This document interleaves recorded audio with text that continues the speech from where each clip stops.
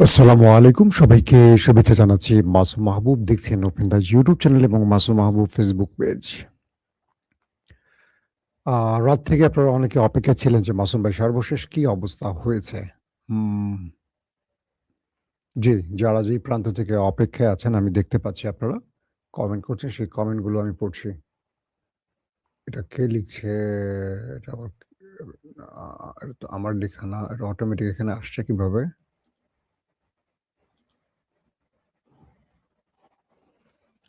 প্রিয় দর্শক, চলেন আমরা আপনাদেরকে একটা, একটা করে গুরুত্বপূর্ণ খবরগুলো দেওয়ার চেষ্টা করছি। আপনারা যদি শুনতে এবং দেখতে পেয়ে থাকেন তাহলে কমেন্ট করবেন। আর যদি নাও দেখতে পান, কোনো প্রবলেম হয় সেটাও আমাকে কমেন্টের মাধ্যমে জানাবেন।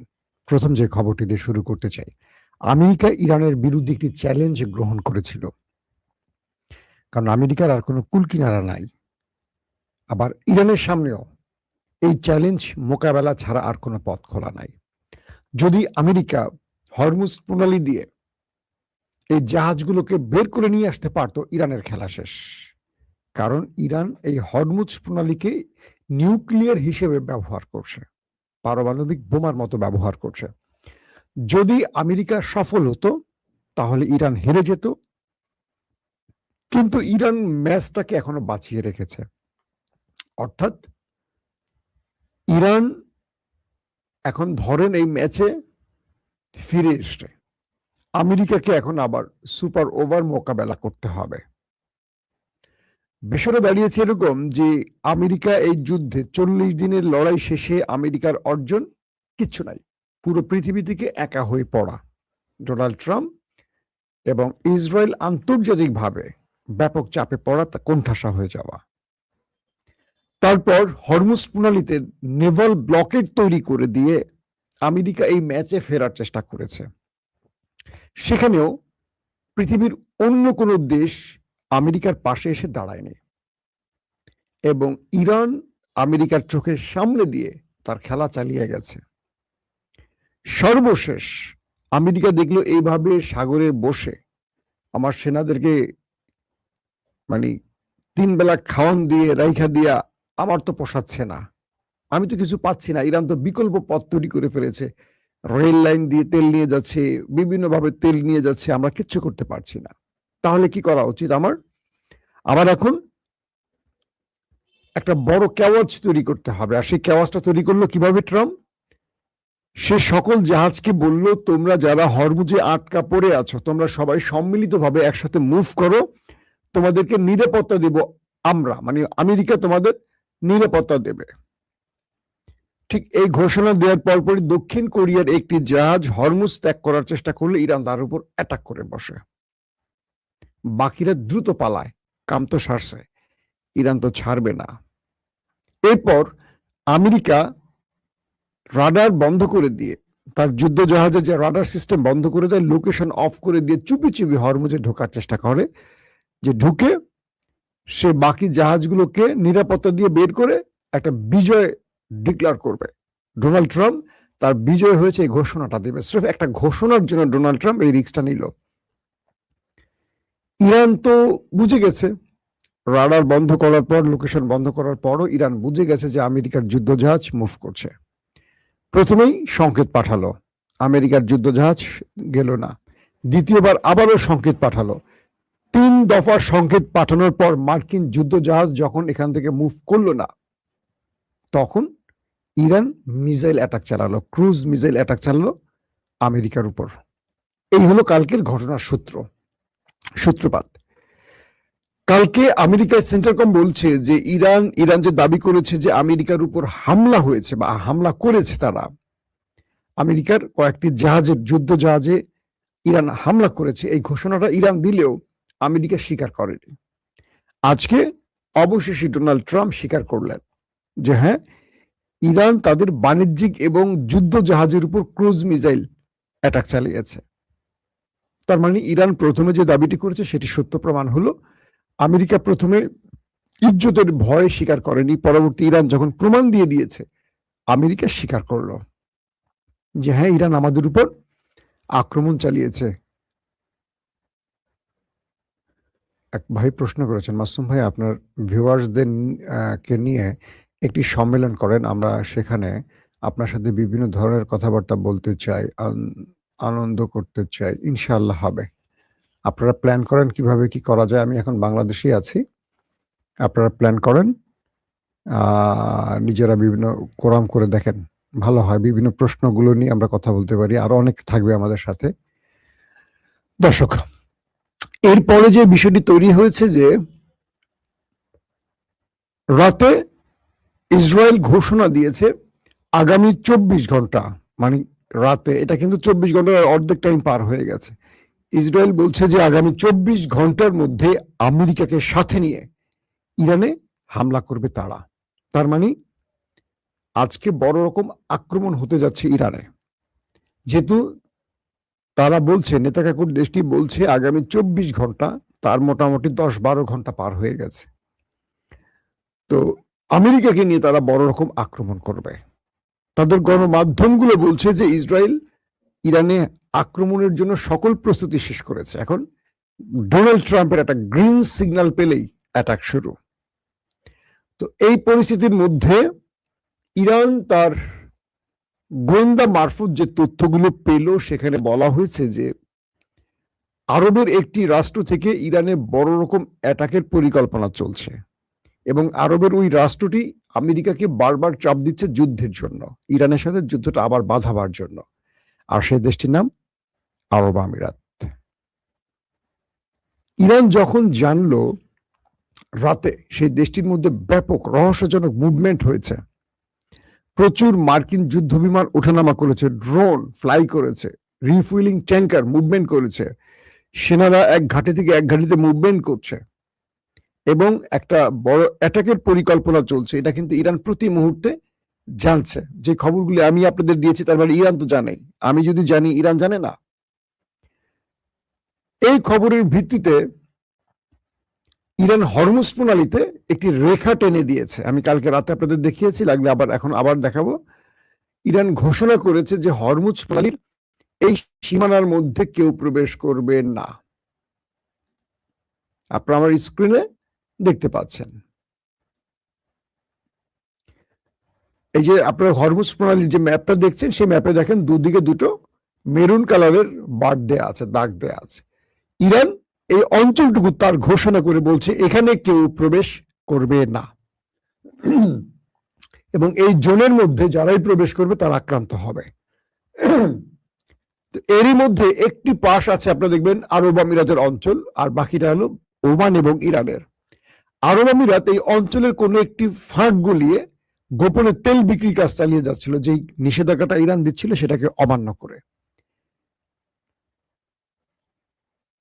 তারপর ইরান যেই কালকে রাতে মুভমেন্ট এবং আরব আমিরাতের বিশ্বাসঘাতকতার যে অবস্থাগুলো বুঝতে পেরেছে, তার ভিত্তিতে ইরান আরব আমিরাতে কয়েকটি গুরুত্বপূর্ণ শহরে, ফুজেইরা সহ কয়েকটি গুরুত্বপূর্ণ শহরে মিসাইল অ্যাটাক চালায়। এবং আমরা যখন দেখেছি যে এই মিসাইল অ্যাটাকের পর আরব আমিরাতের শুধু ফুজাইরা না, আরো কয়েকটি শহরে অ্যাটাক চালিয়েছে ইরান, মিসাইল অ্যাটাক।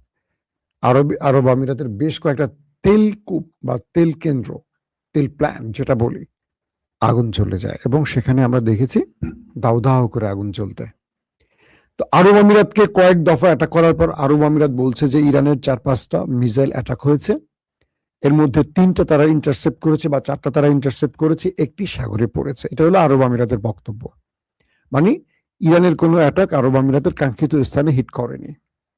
কিন্তু পরক্ষণে যে ছবিগুলো ইরান রিলিজ করেছে, সেখানে দেখা গেছে ফুজেইরার একটি তেল কেন্দ্র আগুন জ্বলছে, আরব আমিরাতের গুরুত্বপূর্ণ কয়েকটা শহরে আগুন জ্বলছে। তাহলে এই অ্যাটাকগুলো কোত্থেকে এলো? যদি সবগুলো ইন্টারসেপ্টই করতে পারে তাহলে এই দৃশ্যটা কি করে আসলো?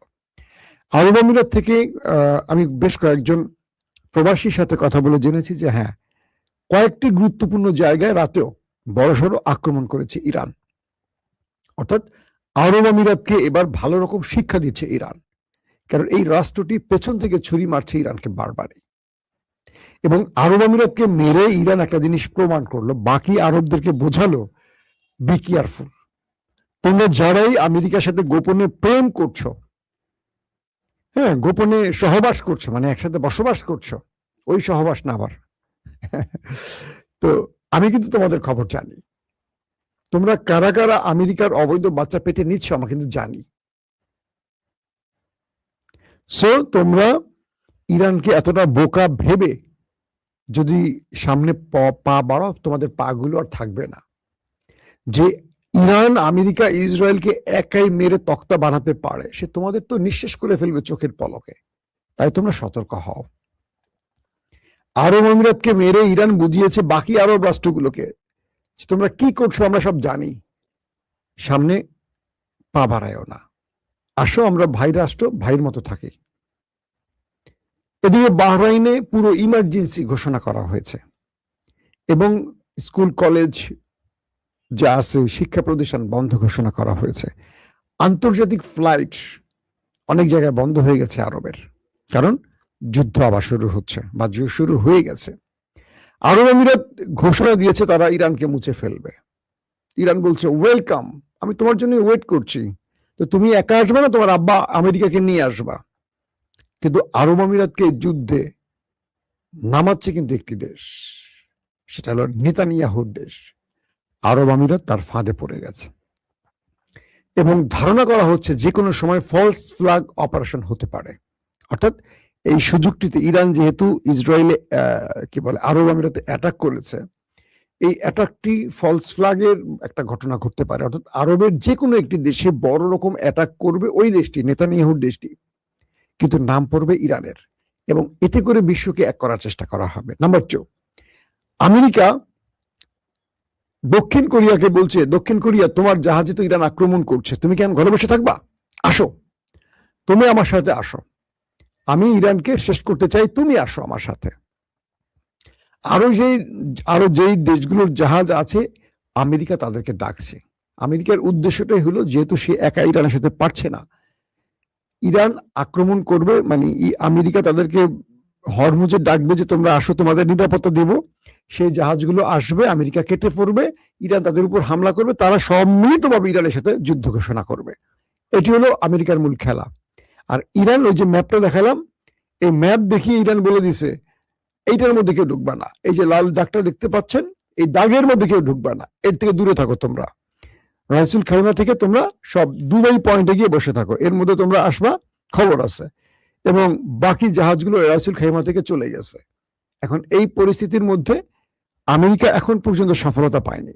দক্ষিণ কোরিয়াকে ডাকছে, দক্ষিণ কোরিয়া এখনো প্রত্যুত্তর আমেরিকাকে দেয়নি। বাকি দেশগুলো আমেরিকার ডাকে ইরানের বিরুদ্ধে যুদ্ধ করবে কিনা এখনো কনফার্ম না। এরই মধ্যে ডোনাল্ড ট্রাম্প বিশাল এক পোস্ট করেছেন, সেখানে ইরানকে মানচিত্র থেকে মুছে ফেলার ঘোষণা দিয়েছেন। বলছেন আগামীকাল সকাল থেকে ইরান নতুন পৃথিবী দেখবে, যে পৃথিবী অন্ধকার পৃথিবী। ট্রাম্প বলছেন ইরানকে পুরো মানচিত্র, বিশ্বের মানচিত্র থেকে মুছে ফেলা হবে। তারা মার্কিন জাহাজে আক্রমণ করেছে, বাণিজ্যিক জাহাজে আক্রমণ করছে, এটার পরিণতি কি তারা জানবে। আবার ইসরায়েলও বলছে 24 ঘন্টার মধ্যে তারা ইরানে আক্রমণ করতে যাচ্ছে। তো সবকিছু এইটুকু বলে দেয়া হচ্ছে যে যুদ্ধ আবার শুরু হয়ে গেছে। এবং রাতে আমার নাইট, মানে আমি যে রাতে লাইভটা করেছিলাম তারপরেও কিছু তথ্যের আলোকে খবর জানা গেছে যে ইসরায়েল কি বলে আরব আমিরাতে আপনার কি বলে অ্যালার্ম বেজেছে, সংকেত বেজেছে, এবং কিছু হামলার খবরও নাকি এসছে। ইরান নাকি রাতেও কিছু হামলা করেছে এমন খবর আমরা জেনেছি। এখন পরিস্থিতিটা এরকম একটি পর্যায়ে, এই যুদ্ধে যদি আমেরিকা আরো কয়েকটা দেশকে জড়িয়ে ফেলতে পারে, এটা ইরানের জন্য খুব কঠিন একটা সিচুয়েশন তৈরি হবে।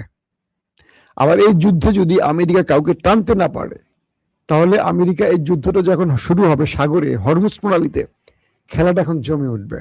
আমি আপনাদের এর আগের একটা স্টোরিতে বলেছিলাম ভিয়েতনামে এইভাবেই আমেরিকা পরাজিত হয়েছিল, যাদের 3 লক্ষ সেনা আহত হয়েছিল, প্রায় 60,000, 58,000 থেকে 60,000-এর মতো শুধু প্রাণ হারিয়েছে মার্কিন সেনা, 58,000 থেকে 60,000-এর মতো, আর কয়েক লক্ষ পঙ্গু হয়ে গেছে মার্কিন সেনা ভিয়েতনামে।